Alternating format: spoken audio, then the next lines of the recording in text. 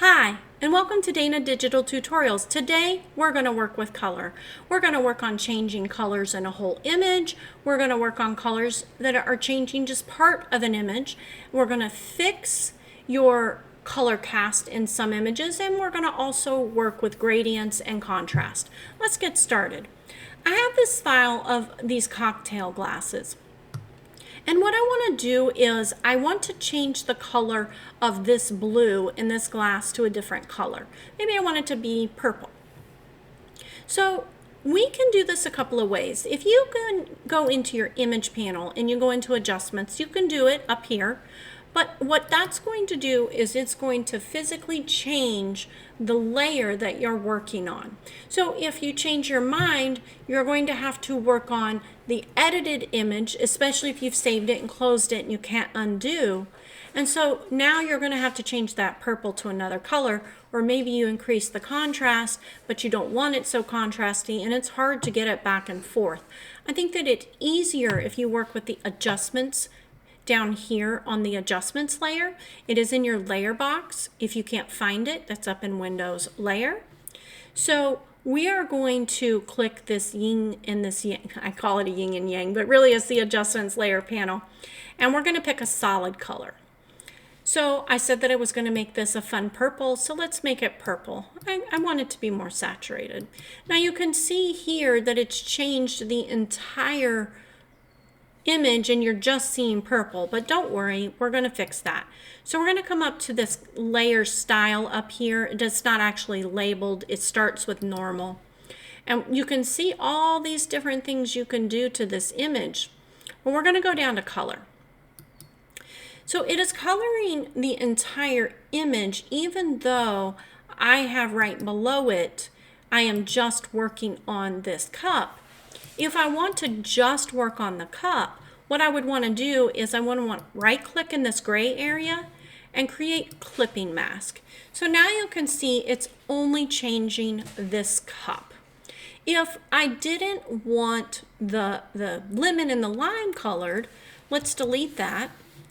I would either go in and paint on the mask, which I'll show you how to do that in a minute, but right now I'm actually going to do it this way. I'm going to select the blue. I'm in my magic wand tool, which is up here. You press W to get to it. I have an additive color selected, and I have my tolerance at 100. The reason I have it at 100 is because this image is pretty crystal clear on white and green and yellow, so I should be able to just pick the blue. And so I'm going to click in this area. And I might click a couple of spots just to make sure I've got all of that blue. Now if I create my solid color panel again, you can see it's only going to work on those blue areas, but it made them look really bad. Oh, and we wanted purple, so let's go back to purple. So I'm going to go again, and I'm going to go down to color. And now you can see that I have easily changed the color of the blue to purple. Pretty easy. If I wanted to change it to something different, I could come in here and I could drag it to a different one. All I did was double click on this purple and change it to what I wanted. I can make it less saturated, more saturated by dragging it anywhere in this box. I could punch in a particular color down here. I will warn you though that that is not going to give you the color you punch in or type in there, because we have blue to start with and it's going to be adding or subtracting from that blue. So let's cancel that. And let me show you another way to do it that I think is kind of fun. I'm not going to drag this to delete. I'm going to undo so I can keep my blue selection. I just hit the undo Command Z several times. And instead I'm going to click this little yang down here and I'm going to click hue and saturation. Now if I do my hue and saturation, you can see I can do the same thing, but now I can also work on how saturated it is, and I can work on the lightness and the darkness. And if I save this as a layered Photoshop file, then later on I could open it and change it. So if the popular color right now is purple and the popular color in 6 months is green, and this is still a popular item, I could just quickly go in and change the color. Especially if it takes you a lot longer to select the glass than it did with this one, because it's kind of simple. So What if we want to change the contrast on this image here? We want this black to look black. We don't want it to be this darker color. We're going to create a levels layer. So let's go into here. And as you can see, we have two separate layers, which is nice because once I do this, if I want to go back, I could change this layer a little bit more. I'll show you that. In our layers panel, we have quite a few options here. You can drag these back and forth and you will get all kinds of things. There's advanced tools on that. I will show you that in a different video. Today we're going to focus on these droppers. I have 3 droppers here. I have one that looks empty. It's actually black. I have one that's half filled, and then I have one that looks like it's mostly filled, and that's white. If I click this one in the middle and I select this blue, what it's going to do is, you see it took that blue and it made it gray. But then it took everything else and applied the same color adjustment it needed to make that blue gray to everything else. And now everything else is a crazy color. So let's undo that. If I wanted to pick the white, now remember we're working on several layers here. So I could click in this area if my background isn't solid white, and I could bring it up. But just like that gray did, the white is going to adjust the colors of your image. So that only really works if your background is almost white and it's a small change to get it to white, because it's going to change your image as well. But you can always go back into the mask tool and I will show you that. So let's first go, I have to be clicked on this. Let's first go in here and let's click, let's say this gray. We'll use gray. I'm not worried about the rest. And then I'm going to click on this little mask that's over here and I'm going to brush. Woo! We live in Florida. So we're going to come down here and you can see if I paint on that brush using black, it's going to hide the adjustment on this layer, but it's not hiding the adjustment on the layer below, just this layer. If I paint white, it's going to hide it. So X will switch your colors, or you can click this little arrow over here. You can see that it's going to show it. The other thing you notice is that my white background is not colored even when I'm coloring up here. And that's because when we are on a color layer like this, a levels layer, it's not going to necessarily affect the white. The same thing is going to go true for your hue and saturation. Even if I'm painting white up here, it is not going to change it to white. You would have to have a different mode for that, like the color mode would work for that. So we're going to hide that. And then we are going to keep going. If we wanted to change all these other colored glasses and make them blue, we could do that as well. You may have to drag this a little different. If we're looking here, it may not be plus 19 to get to what we want, and I'll show you what I mean in our next image. So in this image, we have a baby deer, and he has glasses. Sorry, I'm back. I had to cough. So we want to change the glasses to a different color. So how would we do that? You can go in and you can create the layer, and then you can hide the mask and make it all black by hiding it. You can just fill it with black to make it that way. Or you could select the glasses first, like we did with the cup, and then you would be able to create your mask, and it's going to automatically do the mask for you with just the glasses selected. But let me show you a little trick for selecting the glasses. So if you're in your wand tool up here and you click and hold, you can get the quick selection tool. Just remember you switch to that when you're then trying to use your magic wand later. You'll want to resize your brush so that it's a little bit smaller than the object you're working on. And then if you just click and drag and you just keep going, it's going to select. I will tell you I have the addition on. I do believe that's default, but I often move it to that, so I'm not sure. But then, so I let go, and if I keep going, it's going to keep adding. If I accidentally, when I'm selecting, go up in here, for example, I can go to this minus, and I can just undo that area. And then I will have to go back to my plus, and I would just keep going around until I got the glasses selected. Once I did that, I would go to the adjustments panel, and I would go into hue and saturation, and that's what this one is here. So I've created this adjustment panel. Let me deselect, Command D. I can drag these glasses color, the hue, anywhere I want. But I'm going to make, and I could also do, by the way, saturation. I can make it less saturated, more saturated. Double click will take you back to neutral. And the lightness, I can adjust that as well. So I'm going to take that back to neutral. I'm going to make the glasses a negative 100, which I think is a nice, pretty purple color. What if I did that same process for the straw? And I'm going to make that a negative 105. So let's click on that so you can see it. It made the straw brown, not purple. And that's part of what I was showing you, that it's kind of an additive color or an adjustment to the color below.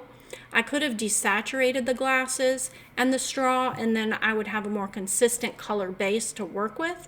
But I find it's just as easy to just drag this back and forth until I get to a color I like. And I like that one. So why this feature might be fun for you is if the AI created a color you didn't want, or maybe you want to create a bundle where you offer 6 or 3 or 4 different color glasses in one bundle, or 3 or 4 listings. Then you could create purple glasses and pink glasses and blue glasses, and you can make that available in your store. So let's look at this flag here. It's only a portion of the flag, but it'll give you the idea. And you can see the AI generated the whites, what we would think of as white, as yellow, and I do not like that. You can use your layers, your adjustment layers over here, and you can click levels. And again, remember I said that this middle one was gray, and this is white. If I click the white, let me show you. It's going to, based on where I click, it's going to change a whole lot. So do not like that. So we're going to undo that, bring back our new layers panel. I just redid the new layers panel. We're going to click on the gray, and we're going to find an area that we think should be white. But as you can see in this image, that's really difficult. In some images, you know that something's white. You can do that and it will work really well. But let's look at a different way to do it. So let's delete that one. And instead, we're going to work on hue and saturation. Now, if I take the saturation down or up, you're going to see that it's affecting the whole image. Double click to get it back to neutral. I just want to get rid of the yellow. So if I go to this master here and I change that to yellows, and then I click on saturation, voila, it gets rid of the yellow.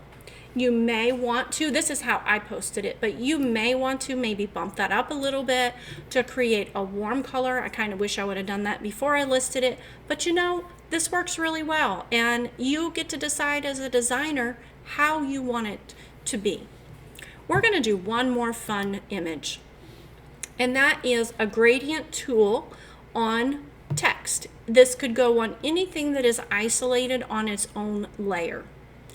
So I have got a text here. This is a 2500 pixel wide image.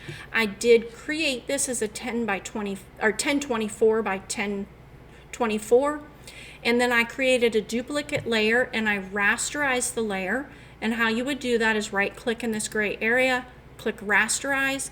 That will take this text to an image instead of a text layer. What that means is if you create that rasterize before you upscale, you're going to be upscaling an image instead of a font. And this is what you would get. You see these choppy lines along here?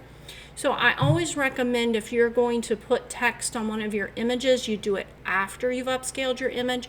If you used an upscaler, it would do a better job. Hi, Charlie. Say hi to everybody. You would be able to take this, and I totally lost my train of thought, so let me just repeat it. So you would, if you were to use an image upscaler, it would do it a little bit better than just changing the image size, but I just like to add the text after I've upscaled. So let's go back to the original text. We're going to duplicate this layer. and I like to duplicate it before rasterizing. That way, if I want to change the size or the spacing or even the words, I don't have to recreate this whole layer. So we'll right click, we'll click rasterize type, and now you can see that it is just an image, and you can tell by looking in that box the T went away, and we're just going to work with this. So when we rasterize a layer, we can do lots of things, but one of the biggest things I wanted to do is I wanted to make it wavy while keeping the bottom and the top even. But with this gradient tool, I can apply it to text. So let's work with the gradient tool. So if you click G, it's in your fill. Your default is going to be the paint bucket. If you hold and click, you'll be able to go to the gradient tool. And you can see here that it's not selecting this. I have a darker blue here. Let's change these so you can see what I mean. So if I change this to yellow and this one to a sunny blue here, you know, somewhere in here. Well, it's not a sunny blue, but we'll go with it. You can see this didn't change. Sometimes this will change, especially if I go in here and I click it, and now I'm actively working in this file. If I come in here and I change this, maybe I want to saturate this up a little bit more, and I want to make this pink, you can see it changed it. But until I activated that little selection the first time I came into this file, it's going to remember the colors from the last time that we did it. So if we drag, it's going to automatically create a new layer. You can see here that I create a beautiful gradient. And if I hold down the Shift key, it kind of locks it into a couple of different angles, and that allows it to be easy to make it straight. I do encourage you, I did not mean to hit enter, I do encourage you to play with these others. This one will create a circle, and these others will do all kinds of other fun things. But today we're going to focus on just the two colors. Now we want to color just the layer below, so we're going to right click, create clipping mask, and now you can see, let me hit V and get out of that so the line goes away. We have a beautiful gradient text. This would work, by the way, on a text layer. It does not have to be rasterized. I rasterized it because I want to go in and I want to hit Command T, and I want to come in and I want to warp this, and it works better when it's already rasterized because it keeps the bottom and the top the same. Maybe I don't want it quite that much, maybe I do, just all depends. And then I'm going to hit OK, and now you can see we have a gradient tool with a nice change from top to bottom. What you're seeing, that outline around it, is actually a stroke that I put around it. So if I take that off, this is what you would get before putting a stroke. And then you can go down into the FX if you want to add a stroke, and you can adjust this as large or as big as you want. And that just kind of helps it set off. If you want to save this file with it having nothing, a transparent background, you will want to make sure you hide the white background that was automatically there, and then you can save this as a PNG just as is. If you save it as a PNG, you will not be able to go back in and later change that yellow and pink to a different color. You would have to start all over. But if you save it as a layered PSD and maybe put it in your backups because you know this is going to be an image you go to all the time, then you would be able to go change those colors. But that will take up a lot of space on your computer, so I recommend you do that selectively. But I would then be able to save this, and make sure when you save as a PNG, let's do that. I did Command Shift S, but you can also go to File, Save. I would just take it and drop down to this PNG, and it would automatically save as a transparent. I don't have to click anything like you do in Canva or Kittl. So, and I would just click Save, and it would automatically just create those layers. If you would need a smaller file, I do recommend you go ahead and flatten everything. Get rid of that white layer, just completely delete it. And then flatten. Don't hit edit, or sorry, don't hit layer flatten, because if you do that, you'll see it's going to create a white layer and it's going to go away. Instead, I would select all the layers that you want, and I would hit image, or layer, merge layers. So now you'll see we don't have a white background and we don't have a lock box. So then when I save this, it will actually save as a little bit of a smaller file. So I hope you liked this. If you have any questions or comments, please put them down below. And if you want to see more, please like and subscribe. Have a great day. Dana Digital Tutorials.